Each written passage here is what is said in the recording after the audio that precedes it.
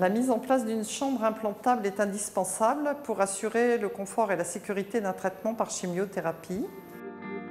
La mise en place de cette chambre implantable, encore appelée PAC, permet un abord vasculaire permanent à l'aide d'une aiguille implantable dans la chambre, dite aiguille de Huber. Cette petite chambre implantable, elle est environ de la taille d'une pièce de 2 €. Elle est en général implantée sous la clavicule. La mise en place de ce dispositif, donc de chambre implantable, se passe en milieu stérile au bloc opératoire. C'est une intervention qui est réalisée sous anesthésie locale pure et qui dure environ 30 à 40 minutes. Après une désinfection large et soigneuse de la peau, des champs stériles sont placés pour délimiter la zone d'implantation et empêcher toute contamination de proximité. Le cathéter de 2 mm de diamètre en silicone est introduit dans une veine profonde du cou sous contrôle échographique. Ce cathéter est relié donc à la chambre implantable sous la peau. Cette incision sera refermée par des fils résorbables, puis de la colle chirurgicale qui obture complètement l'incision et la dite colle qui tombera spontanément au bout de 7 à 8 jours. Cette colle chirurgicale est imperméabilisante, elle tient lieu de pansement et elle permet donc la douche.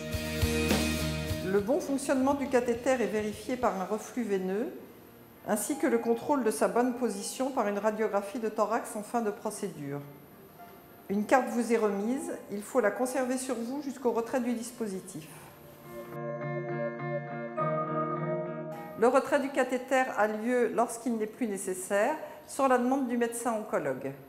C'est un acte simple et rapide qui se fait par la même cicatrice sous anesthésie locale.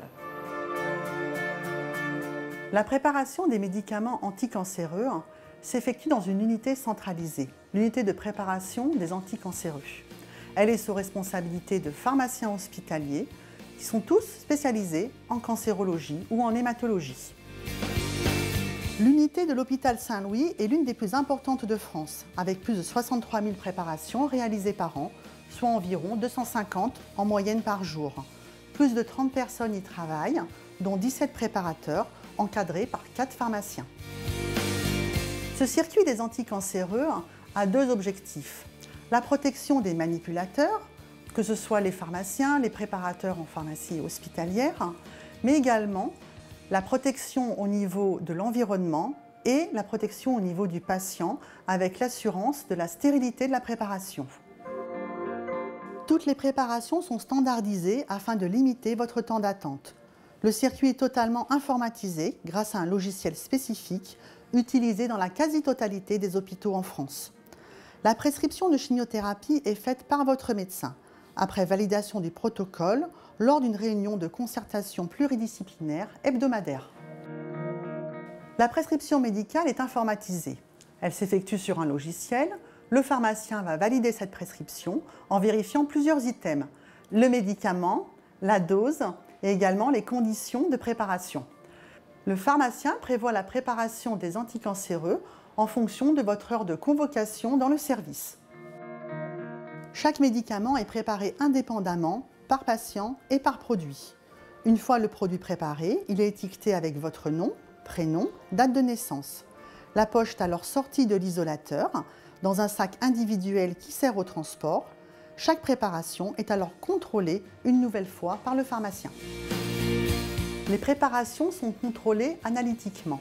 Sur chaque préparation, un petit échantillon est prélevé. Le préparateur ou le technicien de laboratoire vont ainsi contrôler si la quantité de produit et le produit lui-même sont bien conformes à la prescription. Après toutes ces étapes de contrôle et de validation, les préparations sont transportées dans le service par des agents de l'unité. Elles sont alors réceptionnées par les infirmières qui les conservent selon les conditions indiquées sur l'étiquetage. Les infirmières ne vont débuter l'administration qu'après que vous ayez vu le médecin. Celui-ci va alors confirmer le fait que vous pouvez commencer un nouveau cycle de traitement. Éventuellement, pour limiter les effets indésirables, des médicaments contre les nausées et vomissements peuvent être administrés. Il est primordial que votre prise de sang soit effectuée 48 à 72 heures avant votre hospitalisation et faxée dans le service afin d'anticiper au mieux sur votre prescription et limiter ainsi votre temps d'attente. Comme vous venez de le voir, la sécurisation extrême qui entoure la prescription de votre chimiothérapie implique de nombreux intervenants. Elle garantit la qualité de vos soins. Nous vous la devons.